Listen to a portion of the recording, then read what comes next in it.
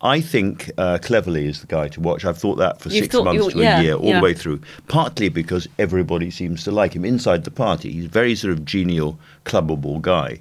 And conversely, when you talk about Kemi Badenoch, you take any Tory MP and you ask about Kemi Badenoch, and you get one of two responses. The first response, brilliant, scorchingly clever woman, very, very tough, very brave, just what we need.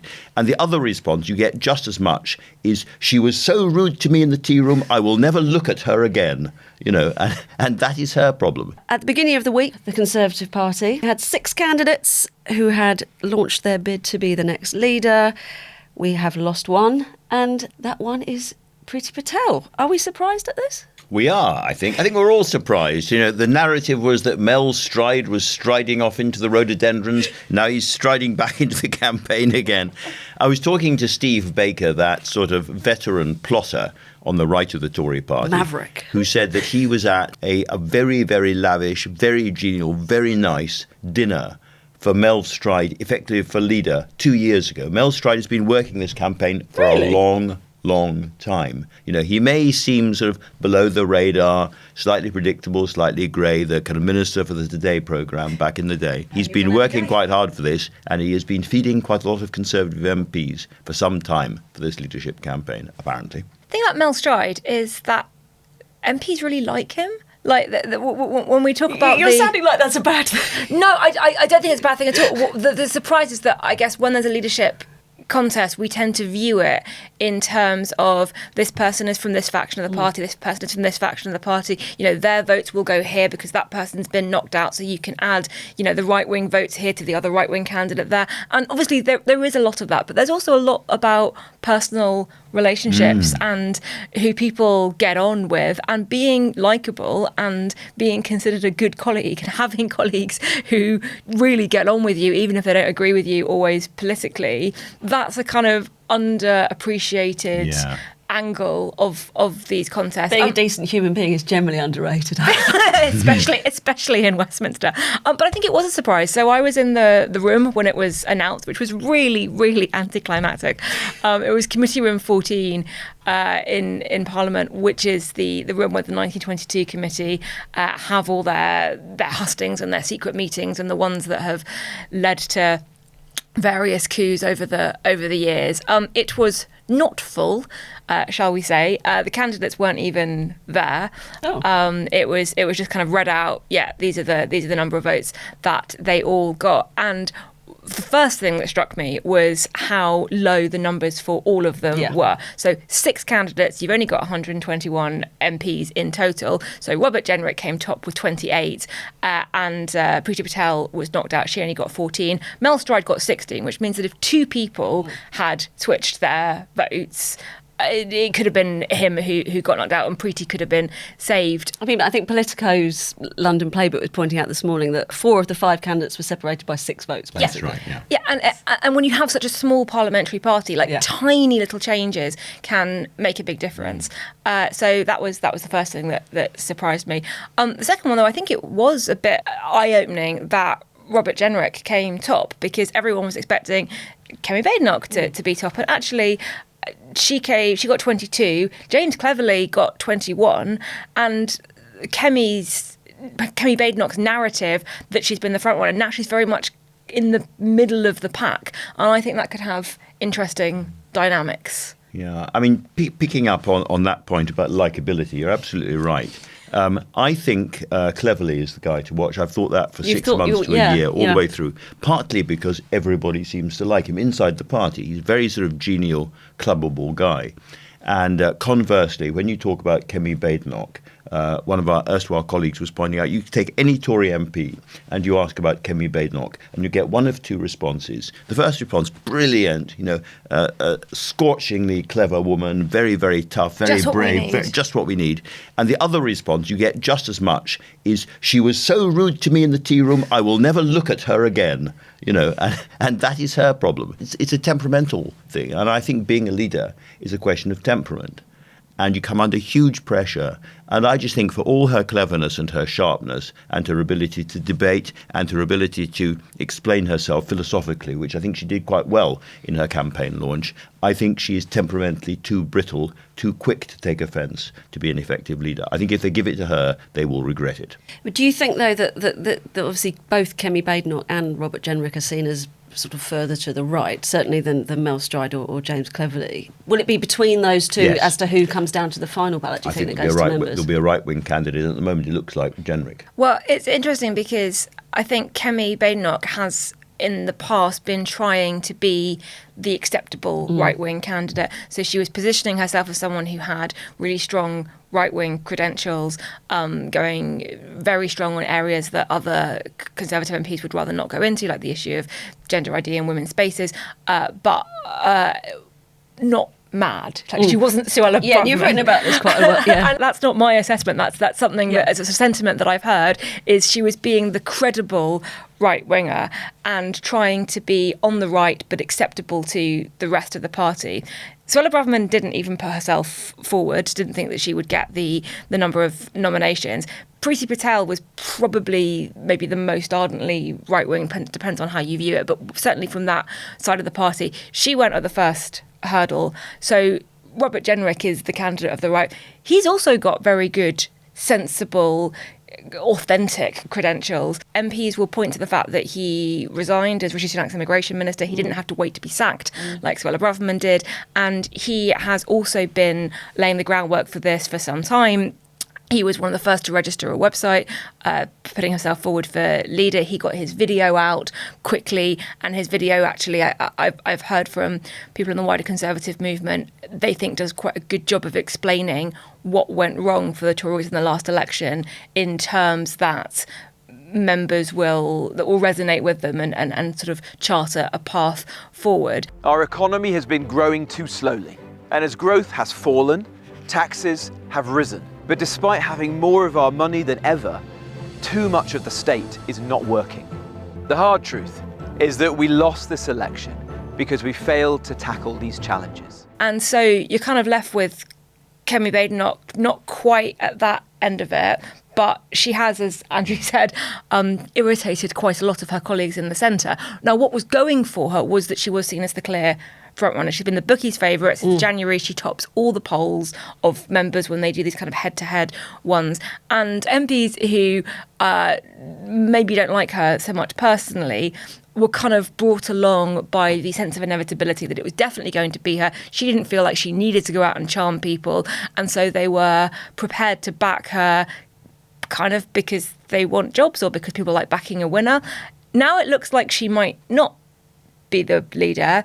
Her momentum has sort of stalled, and I think fickle bunch, these Conservatives, aren't they? Oh, politicians of all parties are a fickle bunch. But I think the lack of momentum behind her could be a problem, and she may come to regret not spending more time charming colleagues in the Commons tea rooms. What do you think differentiates? I mean, if we, maybe this is too crude, but say we have, Kemi Badenoch and Robert Jenrick over here, even on the right, or further to the right. What differentiates them from a James Cleverly or a Mel Stride in terms of policy, in terms of what they want to do with the party? I think the reason this matters to anybody listening, and they may be wondering why we're spending so much time on a party with so few seats, is that the winner will then set the tone, as it were, the underlying colour for the next few years in terms of parliamentary debate, what they choose to focus on, the kind of language they use. And I'm sorry to interrupt, but of course Tom Tugendhat is still in the running as well. Tom Tugendhat is still there, exactly.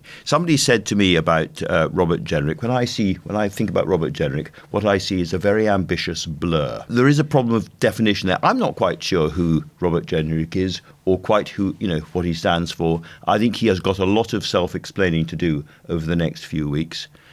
Before we get to Tory party conference. But yeah, you were talking about the difference. What is the difference between those groups, you say right and left?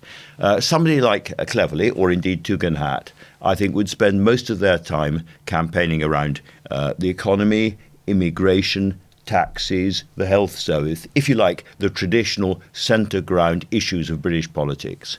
And, neither of them are slow in attacking Labour. They're both quite strong attack dogs. They're not going to go soft, but they will be talking about the same kind of things that, as it were, mainstream voters are mostly thinking about. Whereas I think some of the candidates on the right, Jenrick and Badenoch have talked an awful lot about immigration and an awful lot about some of those culture war issues. And therefore, the tone of British politics will be set by who they choose. And I think it's really about their biggest areas of interest. That's what's going to make the difference. So much talk during the general election and the immediate aftermath about the Conservatives needing to win back that quite sizable reform voting public.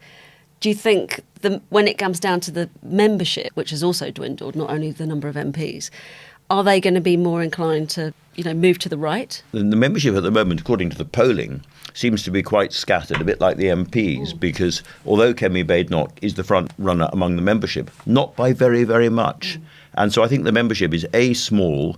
They're very easily caricatured. They're very old, they're very, very right wing. But they're also members of a party which likes to win. Yeah. They're thoughtful, they're strategic. And so I think you can't say that they will simply go in a reform kind of direction. And, using David Davis's phrase about he bumped into somebody who said, well, we need much more to reform. We need to bring Nigel Farage into the party. David said, when somebody tries to burn down your clubhouse, you don't give them free membership of the golf club. All the candidates have made that sort of comment on Farage, having changed their views on whether he should be in the party, because obviously Priti Patel, Robert Jenrick had in the past said we should listen to him, and I think that election campaign has changed mind. But they do have the issue of how do they unite the right-wing vote. One of the strengths of the Conservative Party over the years has been that the left is fractured between Labour, the Lib Dems, the Greens, others. And if you're anywhere from centre-right to really quite robustly right, shall we say, you vote for the Conservatives. And now that there is that threat of reform, how do you find a way to bring those voters back, some kind of merger, or do you just make yourself such a credible electoral force that voters want to back you because they want to back a winner? So there are different strategies for doing that, but I think understanding that uniting the right is a key priority is important. I think, though, the problem with looking at what Tory members think is that we don't have a reliable way to poll them. We don't even know how many there are. All of the pollsters will be very upfront about the challenges and getting a representative spread. How do you get a representative spread of people who are kind of by definition not representative? Because people who join political parties at all are not representative. So you see these polls, you see, that this is who the membership wants. You can actually get as good of grasp by just going and talking to people in local associations about who they want and what they like. It's very scattered and it's very hard to poll.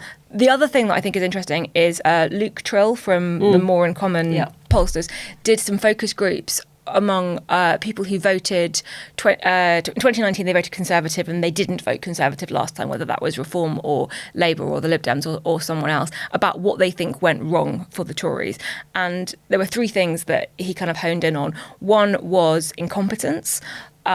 One was lack of trust, lack of honesty, and one was lack of sort of relatability, sort of getting it. Do you feel that Rishi Sunak, gets the lives of ordinary people?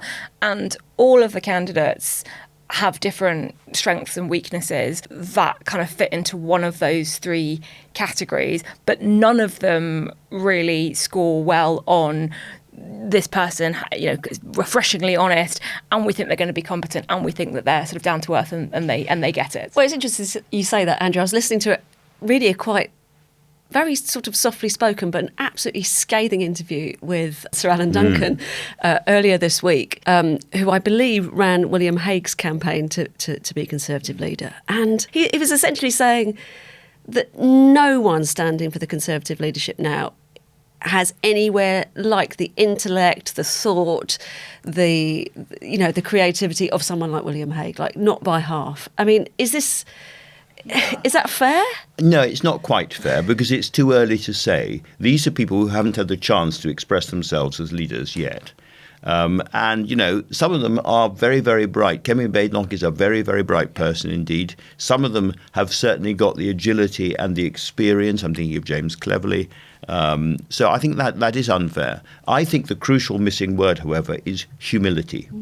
One of the candidates said to me, we haven't yet got the right to be listened to. We have to earn the right for people to listen to us at all. Given the worst election defeat we have ever suffered, given the catastrophe for the last few years, we can't just bounce straight onto the front page of the Daily Telegraph and carry on as before. We need humility, and I think that is absolutely right. Well, Tom Tugendhat has made quite a big point of that, hasn't he? It's sort of apologising for... It wasn't Tom Tugendhat I was talking about, but yes. He had his launch on Tuesday this week, and he used a lot of words where if you saw the phrases written down unattributed, you might think they came from Keir Starmer. He was talking about, government of service, and a government that works for you, sort of not the other way around. And I thought that was interesting as a tone change. He also had giant blue foam fingers and M&Ms with his face on it. There's two quite distinct vibes there, but he did seem to understand that people are still really angry with the Conservatives, and the Conservatives haven't yet offered up as fulsome an explanation and apology as people want to hear. Still an extremely long time to go in the Conservative leadership contest, inordinately long. But the next round comes quite quickly, Monday. Who's going to come out? I think Mel Stride will come out this time, yeah. We'll see. We may well be wrong. Yeah. Mel Stride apparently plans to hold his launch after Monday, so there's confidence for you. I was speaking to one of the MPs earlier this week, and they were sort of pointing out that the timeline and the complexity of this contest has managed to please absolutely no one, because there are 4 of them go to conference, 4 of them make speeches to the members, and so members will get to really get a close-up view of them and may decide that they really like one or the other. But then MPs get to vote those 4 down to 2, and it's quite possible that the person who impressed the members most at conference might then get voted out, which isn't going to make anyone very happy. And then those 2 members get a vote on, and we get the results of that on the 2nd of November. So that's after the budget, which means that there isn't a new leader in place to respond to Rachel Reeves' first budget. And it's also just before the US election, when you can guarantee that the media will all be looking across the Atlantic. So the timing of it is pretty weird.